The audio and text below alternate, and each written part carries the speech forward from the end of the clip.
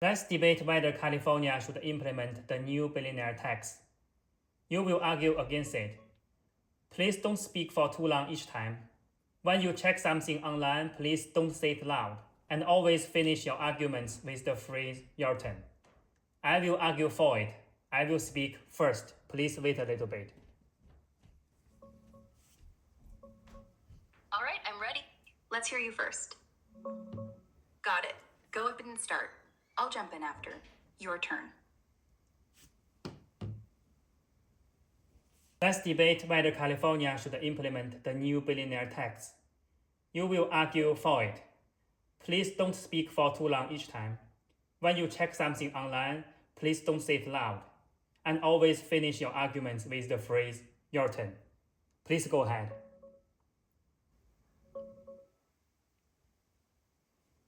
Okay, let's do this. California needs this one-time 5% billionaire tax bad. We're talking roughly $100 billion in revenue, straight cash for healthcare, food programs, and fixing schools that are falling apart. These ultra-rich folks got rich here, using our roads, our tech ecosystem, our workers. A one-time hit won't break them, but it could transform life for millions who actually live paycheck to paycheck. Your turn. Checking the latest on this tax proposal. A one-time 5% tax sounds fair, but look at the fine print. It's a valuation nightmare.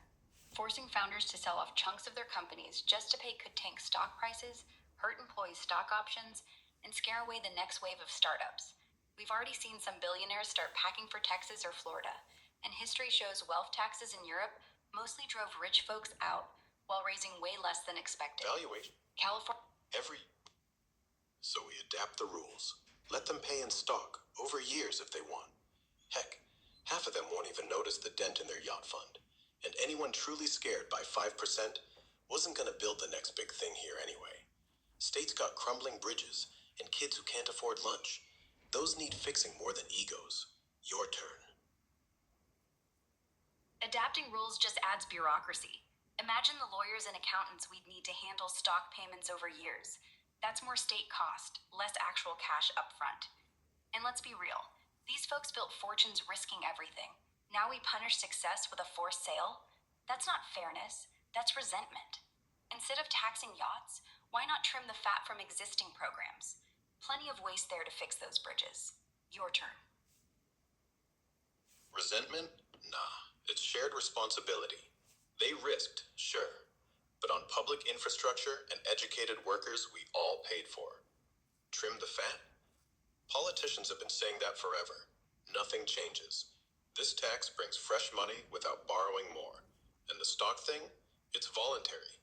They choose. Pay now or later. Hardly tyranny. Your turn. Shared responsibility cuts both ways. If billionaires flee, we all lose. Fresh money's tempting, but history's littered with examples where hikes like this triggered capital flight. California's already got the highest income taxes in America. Push too hard, and Silicon Valley turns into Ghost Town Valley. That voluntary stock payment still forces illiquid assets into play, crashing valuations. Your turn.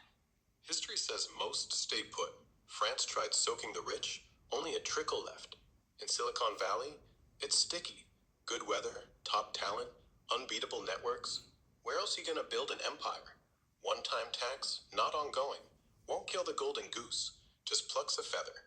Revenue funds innovation too, like better internet for rural startups. Your turn. France lost a lot more than a trickle. Thousands bolted to Switzerland, Belgium, even Dubai. In Silicon Valley, tech's already eyeing Austin, Raleigh, Miami. One more push and goodbye empires. Pluck too many feathers, the goose freezes up. Better internet for rural folks is great, but why hit innovators for that tab when tourism, carbon taxes, or closing corporate loopholes could rake in cash without exodus? Your turn. Thousands did leave France, but thousands more stayed, mostly because uprooting life's not that simple. Families, schools, legacy. Techies eyeing Austin? Sure, but Austin's traffic's hell now. No ocean views, and winters beat California's. Carbon taxes, tourists, loopholes, Those bring peanuts next to billionaire dough. We're talking real transformation, housing, transit, green jobs. Innovators built this mess. Let them fix it. Your turn. But they don't build the mess alone. Workers, They didn't, investors, but they government. did build the kind of wealth disparity that lets one guy own 5 mansions while nurses live in cars. That imbalance, their playground, their rules. Now everyone else pays with potholes and packed ERs. Fixing it isn't punishment, it's overdue balance. Your turn. Overdue balance through arbitrary hits on net worth. That's not justice. That's lottery for the envious. Mansions don't create potholes. Bad planning does. Taxing wealth doesn't level inequality. It shifts it to whoever's left holding the bag. Let's not bankrupt the engine just to patch the tires. Your turn. Envious? Hardly. Potholes, ER lines, and kids in food lines are facts, not feelings. And this isn't random. It's 5% on extreme wealth, voted by the people who actually vote for once. You're right about bad planning. But guess who funds lobbyists to keep that bad planning going?